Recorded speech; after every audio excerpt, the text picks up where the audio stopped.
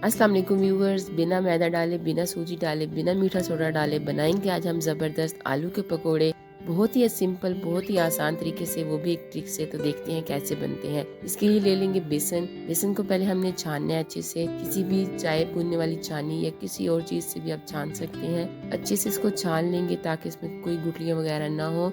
ऐसे छान के हमने ऐसे निकाल लेंगे, तो इसको अलग रख लेंगे। और सारे मैंने ऐसे बेसन को छान लेना है। सारा बेसन मैं छान चुकी हूँ। इसमें डाल रही हूँ नमक हाफ टेबल स्पून, आप जायके के मुताबिक डालें। हल्दी हाफ टी स्पून डाल दी है मैंने। और अब इसमें डाल दी कुटी सुरख मिर्च हाफ टी स्पून, जीरा हाफ टी स्पून डाल दिया। यहाँ एक सब्ज मिर्च मैंने बारीक काट के डाल दी है। अच्छे से अब तमाम चीज़ों को एक दफ़ा मिक्स कर लेंगे और फिर हम इसमें पानी डाल के अपना एक अच्छा सा बैटर बना लेंगे बेसन का। पानी देखें थोड़ा डालना है, ज़्यादा नहीं डालना। हमने घोल पतला नहीं करना, एक अच्छा सा घोल गाढ़ा सा हमने तैयार करना है। और बहुत गाढ़ा भी तैयार नहीं कर देना और बहुत पतला भी नहीं बना देना। अभी देखते हैं कैसे घोल हमने बनाना। देखें पानी मैंने डाला है, बहुत ज़्यादा नहीं डाला, थोड़ा सा 4 से 5 टेबल स्पून से उसमें मैंने पानी ऐड किया है। ये मैं आपको चेक करवाती हूँ। अगर हमें और ज़रूरत पड़ी तो हम इसमें और पानी भी ऐड कर लेंगे।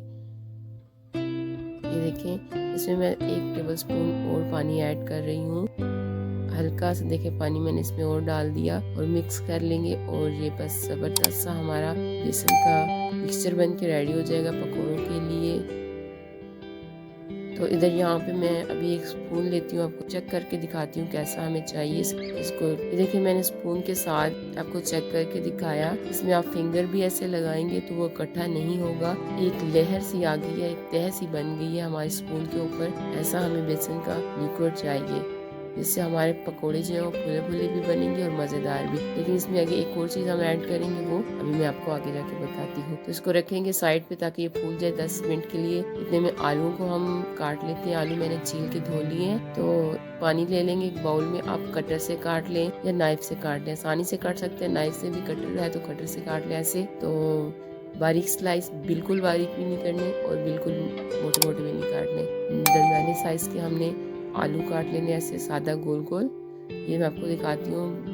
ये इतनी हमने, ये आप नाइफ की मदद से आसानी से ऐसे काट सकते हैं। तो ये हमने काट के धो के मैंने अलग इनको भी रख लिया है। और ऑयल मैंने इधर देखे चूल्हे पे पहले रख दिया था। सरसों के ऑयल में मैं फ्राई कर रही हूँ और ये गर्म हो चुका है अच्छा खासा। तो अब हम डालेंगे 3 चम्मच इसमें ऑयल बेसन में। गरम गरम में इसमें ऑयल डाल देना है। बहुत ही मज़ेदार और फूले फूले पकौड़े से बनेंगे बिना मीठा सोडा डाले। कोई इसमें चीज़ हमने ऐड नहीं की। तो ये देखिए मैंने ऐड कर दिया, इसे मिक्स कर लिया और अब आलू को डिप करके मैं ऑयल में ऐड करती जाऊंगी। ये देखिए सारे इस तरह आलू हमने डिप करते जाना है और हमने वो ऑयल में ऐड कर देनी है। एक साइड से जब हमारे पकोड़े फ्राई हल्के से हो जाएं तो इनको पलट देंगे। आप देख रहे हैं कि कितने फूले फूले बने हैं।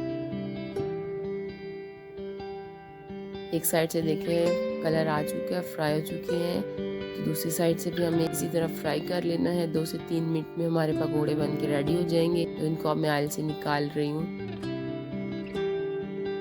बहुत ही आसान तरीके से फूले फूले पकोड़े हमने घर में बना लिए। तो ज़रूर ट्राई कीजिएगा। रेसिपी सिंपल सी रेसिपी है, क्विक सी रेसिपी है। आई होप आपको अच्छी लगेगी।